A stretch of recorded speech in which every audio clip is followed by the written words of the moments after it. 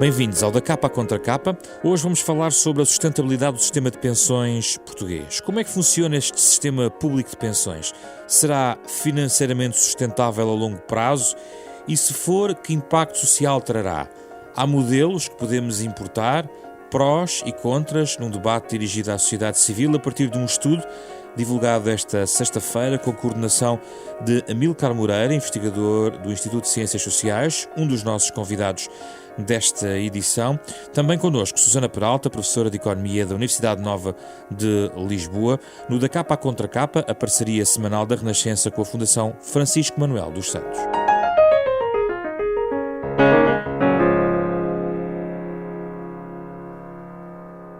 Bem-vindos, obrigado pela vossa presença. Vamos falar sobre a segurança social em Portugal. Amílcar Moreira, como coordenador do estudo, deixou nos parágrafos finais um alerta que, apesar do estudo ser exaustivo, trazer modelos, trazer sugestões, não seria adequado apontar um caminho a seguir ou opções de reforma a tomar. Ainda assim há um conjunto de recomendações que deixa e que vamos explorar mais à frente. Mas mesmo para o investigador tem opinião sobre os vários modelos? O investigador tem opinião, mas a função do investigador é clarificar os impactos, os efeitos, os mecanismos, quer aos decisores políticos, quer aos cidadãos. Isso quer dizer que não estava suficientemente estudado?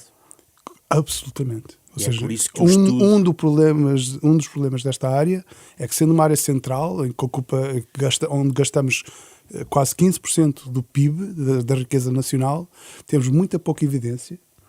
A evidência que é produzida no contexto de exercícios da União Europeia que tem condicionantes muito fortes ao tipo de resultado que esperamos. E depois há um problema de...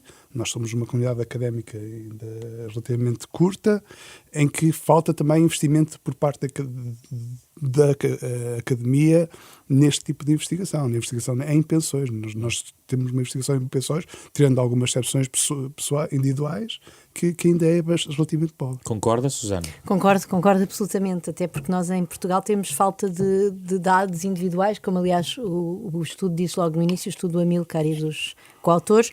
É necessário, para estudar estes fenómenos de proteção social, nós temos que ter acesso a bases de dados anonimizadas naturalmente, mas em que nós possamos observar indivíduos um a um, não é? E perceber as situações deles perante o mercado de trabalho, que nível de educação é que têm, a composição familiar, tudo isso são determinantes individuais que nós sabemos que depois têm uma componente que determinam os riscos que as pessoas podem enfrentar e onde então o sistema de seguro social entra, riscos de doença, o risco da pensão de velhice, de invalidez, etc.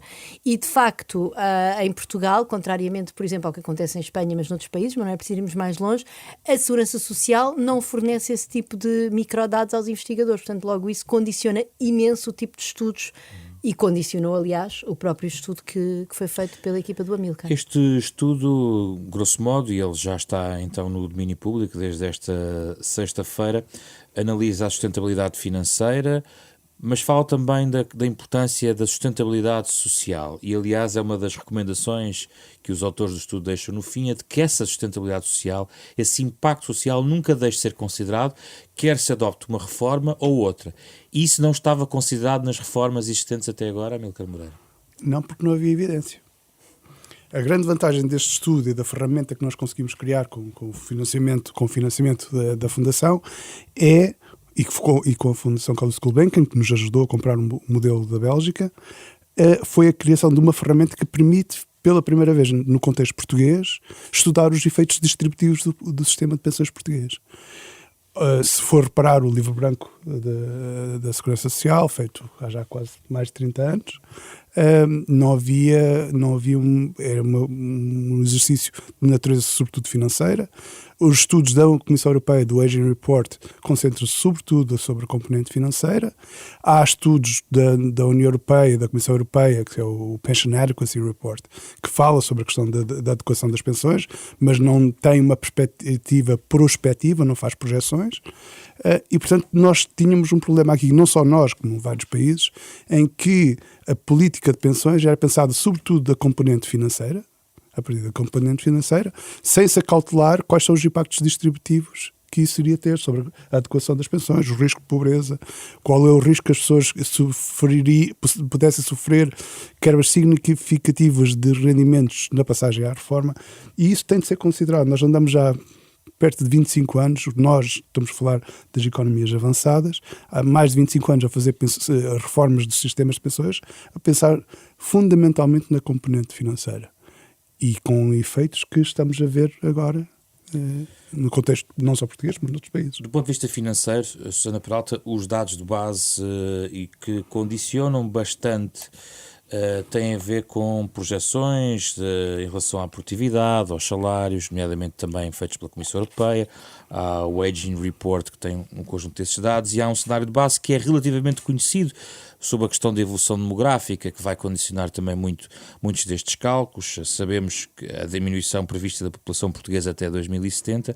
Grosso modo, Susana Peralta, em relação à produtividade e salários, o que é que podemos contar que é o cenário de base para depois discutirmos agora a sustentabilidade financeira? No estudo vem um capítulo, uma parte que discute precisamente a sensibilidade dos resultados ao cenário de base do Aging Report relativamente à produtividade. Aquilo que nós sabemos é que há uma expressão que tem andado a ser utilizada pelos economistas que estudam estes temas, que é o puzzle da produtividade, ou seja, tem havido ao nível global uma diminuição no crescimento da produtividade, o que é diferente de uma diminuição da produtividade. Portanto, a produtividade tem crescido a um ritmo muitíssimo inferior àquele que cresceu ao longo do século XX.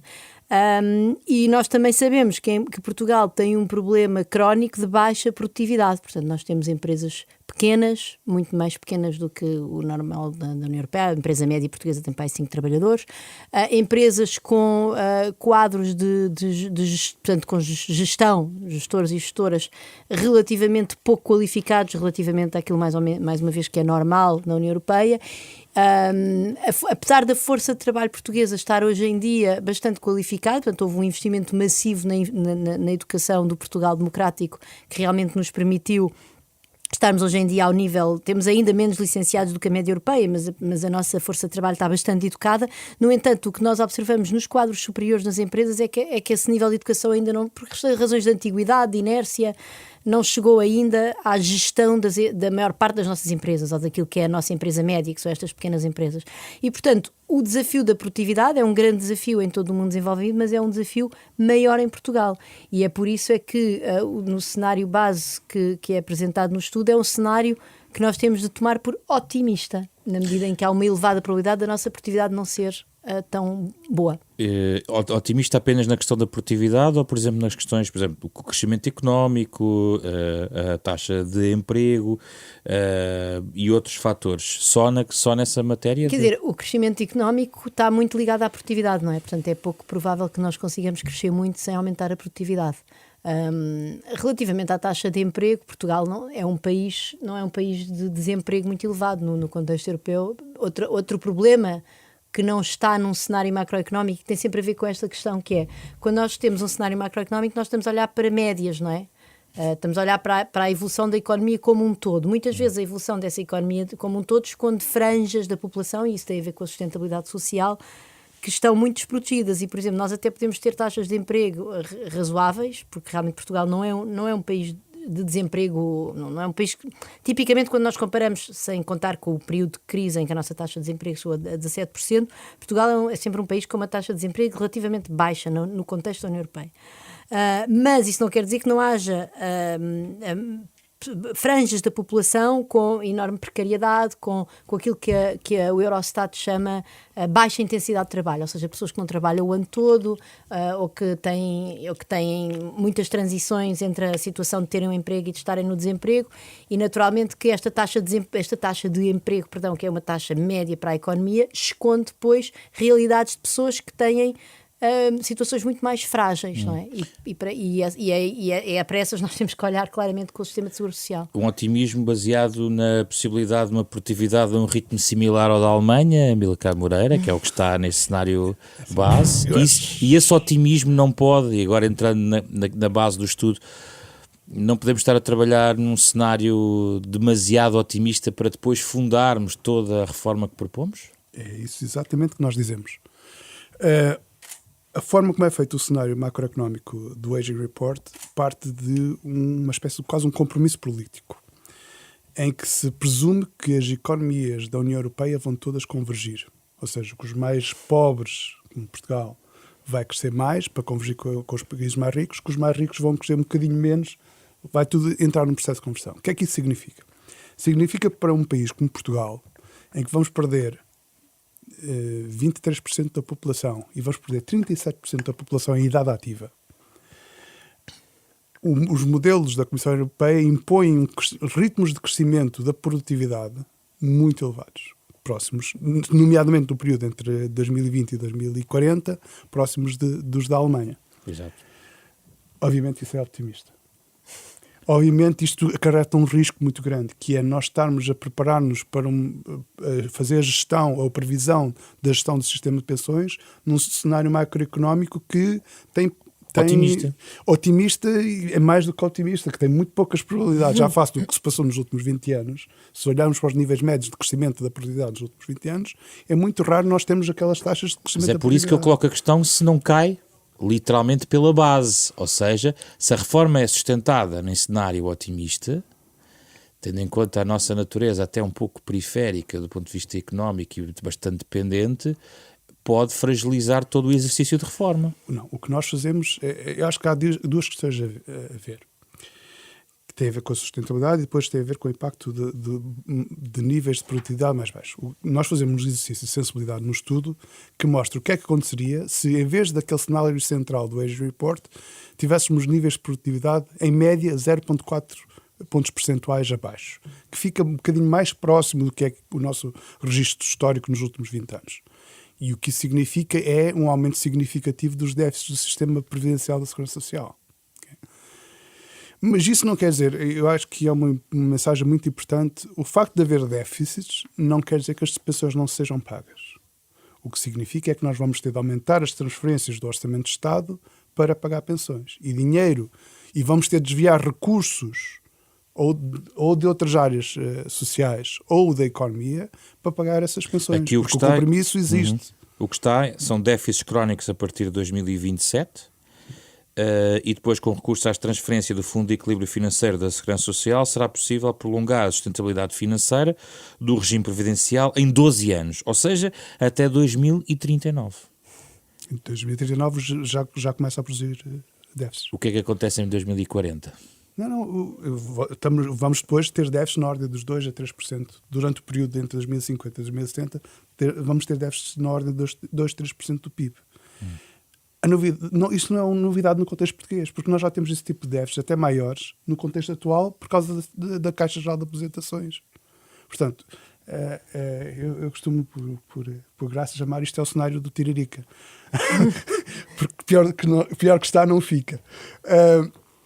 Se formos a olhar para como é que esses déficits, quer na Caixa Geral de Aposentações, quer na Segurança Social, se somarmos todos juntos e juntarmos isso a despesa em pensões não contributivas e benefícios não contributivos, complemento solidário para idosos, as pensões mínimas, nós neste momento já prevemos, por exemplo, para 2000, uma transferências na ordem dos 4% do PIB só para o sistema de pensões.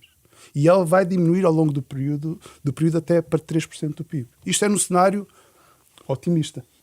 Se nós não conseguimos cumprir as metas de crescimento de produtividade ou os objetivos de crescimento da produtividade que a Comissão Europeia prevê no seu cenário central, aí os déficits vão aumentar, aí a necessidade de transferências vai aumentar.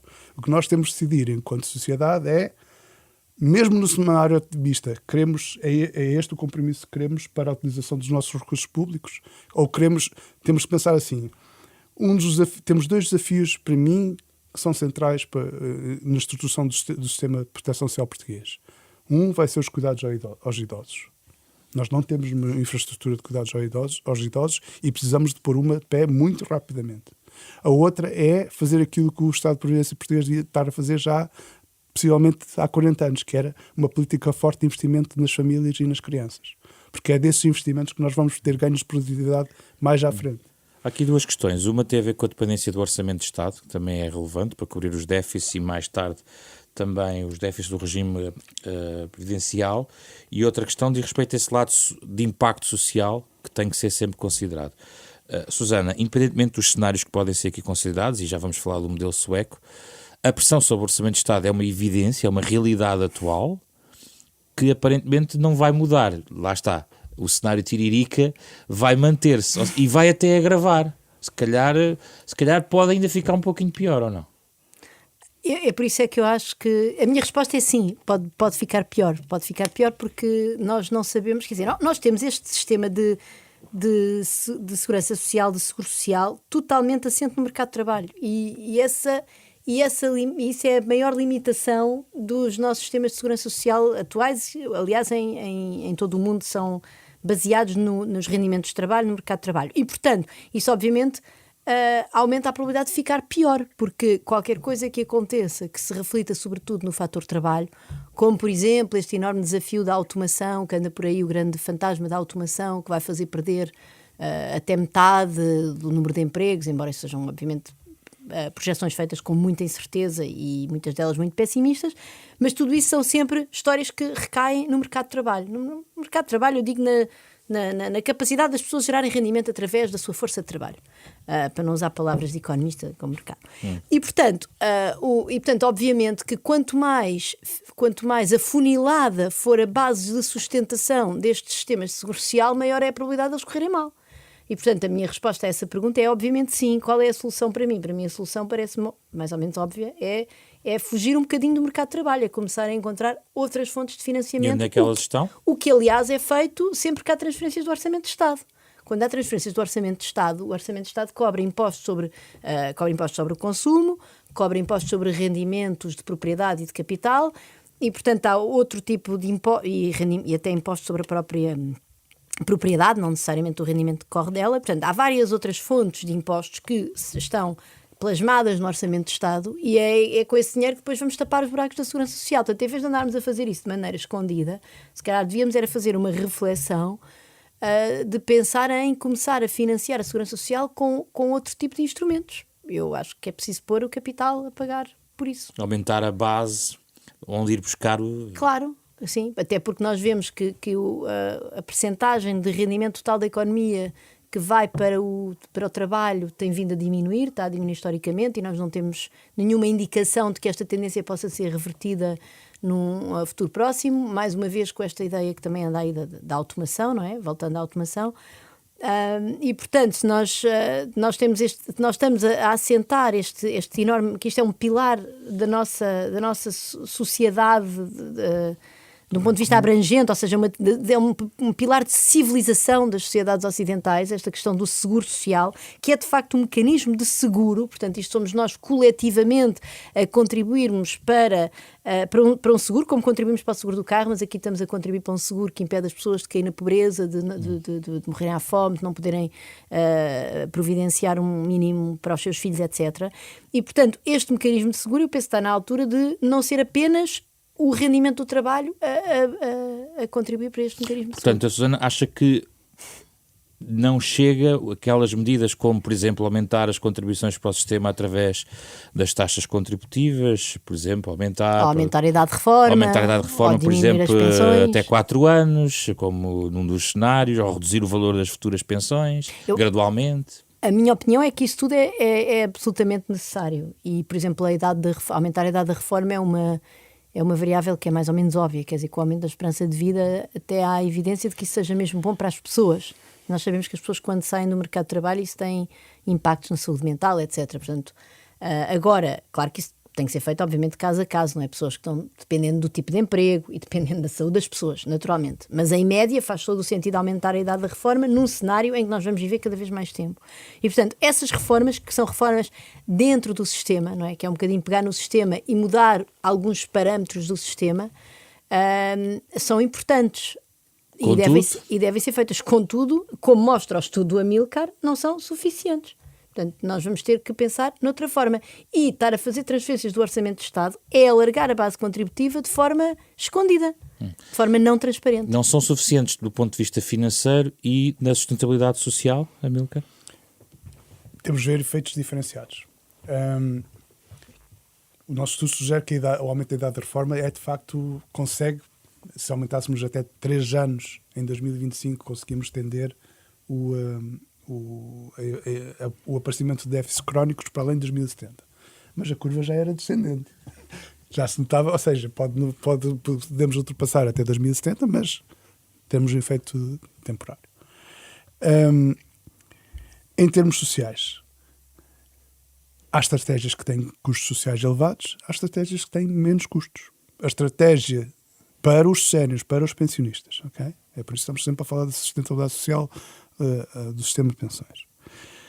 Cortar pensões vai ter implicações muito sérias em termos da adequação das pensões, do valor das pensões, da capacidade de proteger pessoas contra quebras de rendimento, riscos de pobreza. Taxa de pobreza. Por outro lado, aumentar as contribuições vai ter menos impacto sobre a vida das pessoas. Porquê? Porque o custo da reforma é alocado sobre os ombros dos ativos no mercado de trabalho. Não é? Aumentar a idade de reforma tem outro tipo de efeitos redistributivos que a Susana depois no fim mencionou. Porquê? Porque o efeito de aumentar a idade de reforma vai depender da capacidade do mercado de trabalho de manter essas pessoas no mercado de trabalho. E o que é que vai acontecer com as carreiras dessas pessoas naqueles anos mais de vida que têm de trabalhar? O que é que eu quero dizer com isto? Aumentar a idade da reforma de uma forma significativa pode significar que há pessoas mais velhas que estão mais expostas a riscos de serem expulsas das suas empresas, de serem mandadas embora, despedidas. Quando encontrarem um novo emprego, vão encontrar um emprego muito pior pago. Isso foi uma das grandes novidades da crise de 2011 a 2014, que pela primeira vez nós vimos, pelo menos que eu me lembro, no mercado de trabalho português, pessoas a fazer downgrading salarial, ou seja, a mudarem para empregos que pagavam pior no fim da sua vida. Acho que foi a primeira vez que nós... E o aumento da idade da reforma pode significar isso, ou seja, que as pessoas são obrigadas, são despedidas, porque as empresas não os querem mais. Essa é uma prática comum nas nossas empresas, e quanto maiores são as empresas, mais comum é a prática. E as pessoas depois vão ter de baixar o seu salário. O outro risco é que as pessoas possam ser despedidas e nem sequer consigam encontrar um emprego. E sejam vetadas, mas o problema é que uma coisa tem a ver com a duração do período de inatividade. Uma coisa é um período de inatividade de 1, 2 anos, outra coisa é que se nós começamos a expandir a idade da reforma, é períodos de inatividade muito longos, com as consequências que isso vai ter depois no valor da reforma a seguir. E tem efeitos laterais, Susana, noutras áreas. Nós não estamos a considerar a pressão sobre o Serviço Nacional de Saúde ou um conjunto que nem sei se está quantificado deste tipo de cenários. Quer dizer, não é apenas e só a questão do sistema de segurança social. Estamos a falar do cenário macroeconómico do aumento da idade. Num cenário deste género. De longevidade. Exatamente. Sim. Mas isso, o Amílcar falou há bocado da questão do cuidado a idosos, não é? Aquilo que nós chamamos em economia o cuidado a longo prazo, o long-term care, que é uma questão que em Portugal não está a ser de maneira nenhuma, quer dizer, que há muito pouco há muito pouca ação do sistema do nosso... O sistema de cuidados continuados cobre 350 mil pessoas. 350 mil pessoas. Cuidados continuados era a palavra que me faltava, obrigado. E de facto é ainda muito, muito incipiente em Portugal, e isso é um enorme problema que nós sabemos que as sociedades vão ter que enfrentar cada vez mais com o aumento da esperança de vida. E por outro lado, nós sabemos que se há uma coisa que nós sabemos sobre as pessoas idosas portuguesas relativamente ao resto dos idosos da União Europeia, é que eles envelhecem em pior saúde e, portanto, com mais dependência e, portanto, com maior necessidade de apoio. E o que nós temos hoje em dia é uma situação que é enviesada, não podia ser mais enviesada socialmente, não é? Há pessoas com um nível de rendimento suficiente que lhes permite pagar residências assistidas ou que lhes permite ter um apoio em casa especializado, de, enfim, enfermeiras, etc., ou enfermeiros. E vem levar a comida à casa. Exatamente. E depois temos uma enorme massa da população idosa que está dependente de alguns serviços pontuais que são fornecidos pelas misericórdias localmente, mas que obviamente temos uma enorme desigualdade nas pessoas idosas relativamente a isso. Portanto, isso é mais um desafio do envelhecimento da população. Amílcar, quando propõe aqui e nos mostra um modelo sueco, duas questões. Além de explicar mais ou menos grosso modo, estes 3 pilares de planos de pensões que estão no plano sueco, ou modelo sueco, mas propõe porque o outro modelo, apesar de tudo aquilo que falámos, do aumento da idade da reforma e até um aumento eventual da base contributiva, pode não resolver toda a equação. Não. A escolha dos cenários, quer daqueles que estão mais dentro da arquitetura do sistema, que falamos agora, quer deste cenário, refletiu a natureza do debate público em Portugal. Em 2013, o FMI, num famoso relatório sobre a reforma da despesa pública em Portugal, sugeria a possibilidade de se introduzir no modelo sueco. Há obra académica que propõe a introdução do modelo sueco. Portanto, há um conjunto de pessoas em Portugal que defendem isso. Há partidos mesmo que defenderam durante anos. Não vamos ver como é que serão agora os programas políticos para as próximas eleições, se isso ainda vai acontecer. Mas o modelo sueco sempre esteve no debate de pensões em Portugal. Então vamos explicar às pessoas o modelo sueco e mais ou menos prós e contras dos seus impactos. O modelo sueco foi introduzido em 2003. Nós não introduzimos a totalidade do modelo, há umas pequenas especificidades que nós não introduzimos, mas consiste em quê? Consiste numa pensão que seria financiada da mesma forma como é financiada a pensão de velhice em Portugal, ou seja, pelas contribuições dos trabalhadores, mas que seria calculado como se fosse um PPR, mas seria um PPR do Estado. Okay? Portanto, é um regime de capitalização, ou seja, as pessoas havia uma conta de poupança virtual em que se iriam somar as contribuições feitas pelo trabalhador ao longo do ano, mais uma taxa de juro que o sistema calculava. Essa pensão tem uma componente importante tem um mecanismo de autoequilíbrio, em que, mediante a avaliação todos os anos dos ativos no fundo de pensões que seria criado, fundo de pensões virtual, e as despesas previstas, quer para os pensionistas atuais, quer para os futuros, o sistema, mediante esse rácio, identificaria se havia uma situação de desequilíbrio ou não. Havendo uma situação de desequilíbrio, o sistema baixa a taxa com que são atualizadas quer o valor das pensões, quer a taxa de juros das contas dos indivíduos. Esse tipo de pensão seria depois complementado por uma pensão privada, que as pessoas podiam comprar no mercado, e por uma espécie de uma garantia de pensão. Pensão mínima garantida. Uma pensão mínima garantida, que seria qualquer coisa muito parecido com a lógica das pensões mínimas portuguesas, mas calculadas de uma forma mais abrangente e mais generosa. Sujeito a condição de recursos. Exatamente. Um sistema que tem riscos. Tem riscos na forma original. Porquê? Porque a forma como foi introduzida no sistema sueco foi com a introdução de um plafond, de um teto às contribuições. Porquê? Porque a ideia era, a partir de agora, as pessoas só contribuem para o sistema público, para o esquema público, até uma certa porcentagem do salário. O outro salário, a contribuição passa a ser feita para o sistema privado, para o fundo privado, para o PR privado. Isso já foi testado noutros sítios. Isso criaria um problema de subfinanciamento da Segurança Social em Portugal. Portanto, nós optamos por uma abordagem mais prudente da forma de introdução do sistema, que era, vamos manter as taxas de contributivas atuais e as pessoas teriam de contribuir mais de 2,5% do seu salário para um fundo de pensão privado, evitando assim um problema de subfinanciamento. Portanto, o problema de transição para o modelo sueco era um problema de subfinanciamento. Outro problema é que, de facto, o sistema funciona muito bem em termos da sua capacidade de controlar o crescimento da despesa, mas isso é feito à custa de cortes muito significativos no valor das pensões, descida muito significativa da adequação das pensões e da taxa de substituição. Ou seja, o que é que quer dizer com a taxa de substituição? É quando comparamos o valor da primeira pensão com o valor do último salário, e isso mede se houve uma quebra muito significativa dos rendimentos da pessoa. Portanto, o que nós concluímos é, sim, ele tem os seus méritos em termos de promover a sustentabilidade financeira do sistema, mas os custos que tem são muito superiores a qualquer outra das opções. Custos sociais. Qualquer uma das outras opções que reformar dentro das regras do sistema poderia ter. Susana, qual é a sua perspectiva sobre o modelo sueco? Eu acho que há uma coisa muito interessante do modelo sueco que o Amílcar não disse agora, que é a questão da transparência, ou seja, esta ideia das contas nocionais é uma conta que é uma noção de conta. É como se houvesse uma conta, é como se eu tivesse uma conta no banco e pudesse ir aqui através do meu telemóvel, não é? E ao meu home banking e via quanto dinheiro é que lá tenho e podia fazer umas contas se eu agora me reformasse daqui a 10 anos, quanto é que seria a minha pensão, de acordo com os parâmetros atuais, etc.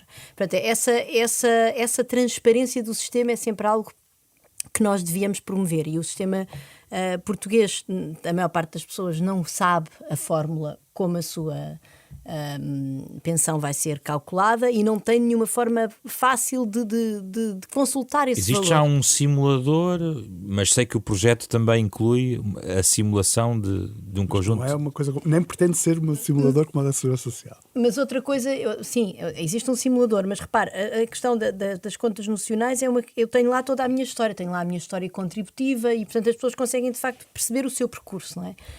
Portanto, isso é uma grande vantagem. Eu penso que qualquer coisa que introduza transparência é boa, e nós temos uma confusão, aliás, entre vários instrumentos de complemento de pensões para pessoas que não têm pensões suficientemente elevadas, que, por exemplo, a OCDE no relatório de 2019 sobre as pensões em Portugal disse já chega, não é? É claro que faz todo sentido do ponto de vista da sustentabilidade social complementar as pensões que são demasiado baixas, mas nós podemos fazer isso com um instrumento, não precisamos de 3, que é o que temos agora. Portanto, isso é uma grande vantagem do sistema sueco. Depois, aqui a grande questão que se coloca é uma questão de partilha de risco, não é? Entre quem está a pagar neste momento contribuições e quem está a receber neste momento pensões. Quando nós estamos a dizer que vamos sempre tapar o buraco das pensões com transferências do Orçamento de Estado ou com aumento das contribuições, esse risco, porque há sempre riscos que têm a ver com, por exemplo, haver de repente uma enorme recessão e haver imensa gente que vai para a reforma antes do tempo e que depois já não consegue arranjar emprego, como disse o Amílcar há pouco. E, portanto, esse tipo de riscos, neste momento, ou com o desenho atual do sistema, está muito em cima de quem trabalha. Tal como o próprio risco da esperança de vida, que nós temos o nosso fator de sustentabilidade. O risco neste sentido quando nós somos economistas, somos apanhados nestas conversas que usamos o aumento da esperança de vida como uma má notícia. Certo. Que não é, obviamente, é uma ótima notícia para a humanidade, mas nós temos de ter cuidado como é que vamos financiar. Mas esse risco já existe. O modelo sueco apenas o torna mais transparente?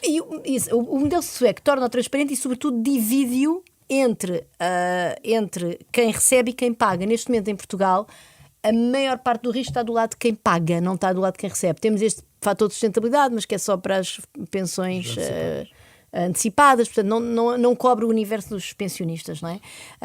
E o modelo sueco o que é que muda? O modelo sueco o que faz é que, ao ajustar automaticamente o que as pessoas recebem e a taxa de conversão de contribuições em pensões, coloca muito mais risco do lado de quem recebe. Agora, como diz o Amílcar, isto tem problemas do ponto de vista da sustentabilidade social. Portanto, provavelmente o que nós precisamos é alguma coisa mais no meio, ou seja, é partilhar. Nós temos de partilhar o risco entre quem paga e quem recebe. Isso provavelmente o sueco está demasiado do lado de quem recebe. Portanto, podemos fazer algo. E aqui está demasiado do lado de quem paga. Portanto, temos de fazer alguma coisa mais a meio. Sim, Amílcar? É que eu acho que a questão está exatamente aí. É como é que se distribui o risco. Eu, à medida que íamos trabalhando no modelo sueco, nós estamos a trabalhar neste projeto há 4 anos, portanto ainda apanhamos um bocado da crise e dos efeitos da crise e como é que resolvíamos. E o Pacto Basileia II, que as pessoas pouco sabem, mas tem a ver com a forma como é que nós dizemos aos bancos quantos ativos eles têm de pôr de lado para segurar os empréstimos que eles fazem. Okay? E foi, na altura, considerado uma revolução que se pediu aos bancos para aumentarem uma taxa de 6% para 10% de reservas de todos os empréstimos que faziam. O sistema sueco, pensamos no sistema sueco como se fosse um banco. O que estamos a pedir é que aos pensionistas, às pessoas que estão a contribuir, eles assegurem 100%. 100% de toda a responsabilidade. Está todo o peso neles. Todo o peso está neles. É essa... Isso colido com a ideia de Estado Social ou a ideia de garantia que o Estado possa a questão está aí. É a forma como é calculado o mecanismo de equilíbrio é tão forte. E é desenhado para ser forte. É desenhado para... o sistema tem de estar equilíbrio. A questão é depois como é que nós definimos como é que se calcula o equilíbrio. Uma coisa que para mim é preocupante é que aquele tipo de indicador que é usado no modelo sueco para de facto fazer a atualização das pensões, esse tipo de indicadores está a ser incorporado por organizações internacionais, nomeadamente pela OCDE, para calcular a sustentabilidade dos sistemas de pensões que funcionam numa forma de repartição pura como o nosso, que não tem nada a ver com a lógica de capitalização que é o do sistema sueco. E eu acho isso muito preocupante e indicador de um tipo de evolução que está a ser forçada, que as pessoas obviamente não têm a capacidade para perceber, não é? Mas é uma evolução que me preocupa. Sim, eu queria só sublinhar, Susana, em relação à participação privada no que diz respeito à segurança social, um dos planos é possível ser essa pensão premium, mas é subsidiária de um sistema já previamente existente, da chamada pensão base. É um sistema mais amigo da dimensão privada da segurança social ou menos? O sistema sueco é obviamente mais amigo da dimensão privada da segurança social do que o nosso. Em Portugal a percentagem de pessoas que têm planos de poupança privados é quase nada. Porque o risco favorece essa possibilidade privada, certo? Tendo em conta o risco existente no próprio modelo sueco. Favorece a possibilidade privada? Não, quer dizer, a possibilidade privada aumenta o risco. Aumenta o risco. Os mercados financeiros são extremamente arriscados. Nós vimos agora com a recessão de 2008 e 2011 a quantidade de fundos de pensões que foram completamente à vida e as pessoas ficaram sem poupança para a reforma, desapareceram. Portanto, é um enorme problema. A questão da poupança privada aumenta o risco. Não quer dizer que nós não devamos incentivá-la de alguma forma, mas sempre como complemento. Quer dizer, a base disto, se nós queremos de facto ter um mecanismo de seguro, tem que ser os Estados por trás, porque vai sempre haver um Estado e vai sempre haver um governo e vai sempre haver pessoas a trabalhar mais ou menos, melhor ou pior, com maior ou menor produtividade, para, apesar de tudo, ir partilhando a riqueza gerada com as gerações que já trabalharam e que já agora deram muito. Ou seja, eu tenho uma capacidade de gerar rendimento porque os meus pais, a seu tempo, trabalharam para me oferecer condições que me permitiram esta capacidade. Portanto, não há nada... Existe aqui uma lógica intertemporal, que é os pais dão aos filhos e depois os filhos dão aos pais em geral, claro, não é? Ou seja, quando esta geração está a contribuir para a geração mais velha, que ainda anda aí, que não morreu ainda felizmente, mas que já não está a trabalhar, portanto não tem que ser só entre filho e pai, não é? Ou filho e mãe. Mas quer dizer, o Estado um governo, o Estado é a única coisa que pode garantir esta lógica intertemporal, não é? Em que as gerações vão em diferentes momentos do seu ciclo de vida oferecendo umas às outras dádivas de tempo e de dinheiro e de recursos. Os mercados privados não têm qualquer capacidade para fazer isso e são extremamente arriscados. É um risco do modelo sueco. É um grande risco do modelo sueco, mas é um risco ainda muito maior. O modelo sueco, apesar de tudo, tem um pilar público muitíssimo importante. É um risco muito maior em outros modelos que assentam, sobretudo, no mercado privado. Só para terminar a nossa reflexão, e o ouvinte pode estar a pensar, mas porquê é que não harmonizam, do ponto de vista europeu, tudo isto? E andamos a discutir se o modelo há de ser português à terceira via, a primeira via sendo sueca, ou outros modelos. Amílcar Moreira, o que é que respondemos a este ouvinte? Já está a acontecer. A União Europeia aprovou recentemente, no último ano, um regime para a criação de um PPR que é coordenado a nível europeu. Ou seja, com as mesmas regras em todos os países. Portanto, o processo a União Europeia é um elefante que se mexe muito devagar, mas mexe-se. E há um esforço, e agora o esforço da própria Carta Europeia de Direitos Sociais, de começar a avançar para um papel mais assertivo da União Europeia na regulação da parte social. E ainda recentemente, no último mês, a União Europeia criou a sua própria autoridade de regulação das condições de trabalho.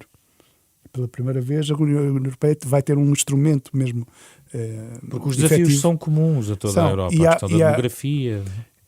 Há um debate que agora abrandou um bocadinho porque a crise abrandou e o pessoal já está a pensar noutras coisas, mas houve um debate muito grande na altura da crise das dívidas soberanas sobre a criação de um subsídio de desemprego europeu, sobre a criação de um pilar comum de pensões, porque isso seriam mecanismos de transferências entre os Estados nacionais, nomeadamente os mais ricos e os mais pobres como nós. É um caminho,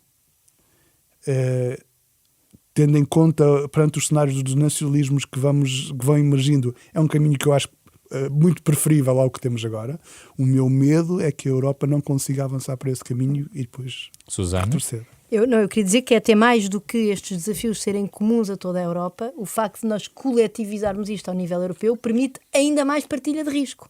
porque se há um país que está em melhores condições do que outro, essas coisas tipicamente vão mudando ao longo do tempo e, portanto, permite mais partilha de risco. Por outro lado, também permite a alguns países que se calhar ganharam mais com a integração europeia conseguirem compensar os outros que ganharam menos. Isto tem sido um grande debate no outro plano, plano, é um enorme, dentro é um da enorme zona debate, euro. mas eu estou totalmente de acordo com o Aníbal, com a Amílcar, que é uma agenda absolutamente fundamental para avançar ao nível europeu. Não tenho a certeza que nós tenhamos neste momento as condições políticas para o fazer, mas quer dizer, se há alguma coisa que nos pode salvar da crise até política e de confiança, que obviamente tem raízes económicas e tem raízes no sentimento de insegurança enorme que as pessoas têm, é uma maior agenda de Estado Social a nível europeu em que há mais partilha de risco. E, portanto, isto não é só pôr os ricos a pagar aos pobres, é um mecanismo de partilha de risco. Já estamos a ouvir em fundo Mário Leginho, o autor do genérico original deste programa, já a olhar para o que podemos ler, saber mais, como poderemos eventualmente aprofundar estes estudos, embora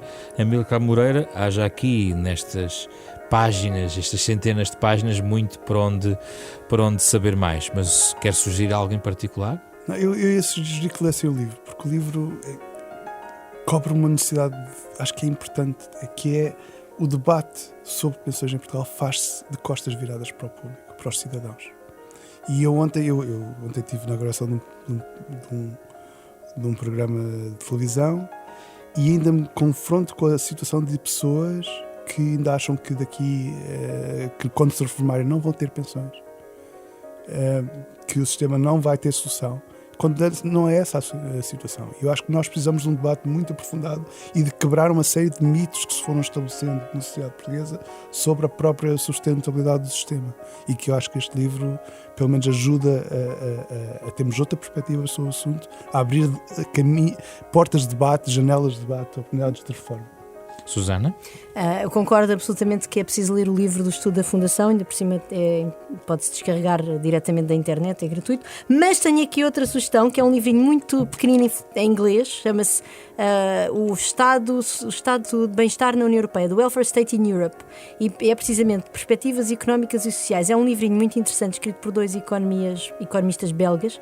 Está publicado na Oxford University Press, e a vantagem deste livro, para quem sabe ler inglês, é que é muito simples e explica as tipologias dos estados sociais, que tipos de transferências outras é que há, como por exemplo os apoios à família, etc. É bastante abrangente e é muito interessante porque é absolutamente não técnico e, portanto, é um ótimo livro para não economistas que queiram entrar neste tipo de temas, em complemento do estudo do Amílcar. Obrigado. Amílcar Moreira, Susana Peralta, debatemos aqui as pensões, o sistema de segurança social em Portugal, no Da Capa à Contra Capa, uma parceria da Renascença com a Fundação Francisco Manuel dos Santos. Debatemos estes temas todos os sábados às 9h30 da manhã, e a versão integral deste debate está em podcast nas plataformas digitais habituais e, aliás, crescentes, e também em rr.sab.pt. Um programa com Carlos Vermelho, André Peralta, Ana Marta Domingos e José Pedro Frazão. Regressamos na próxima semana para mais um debate.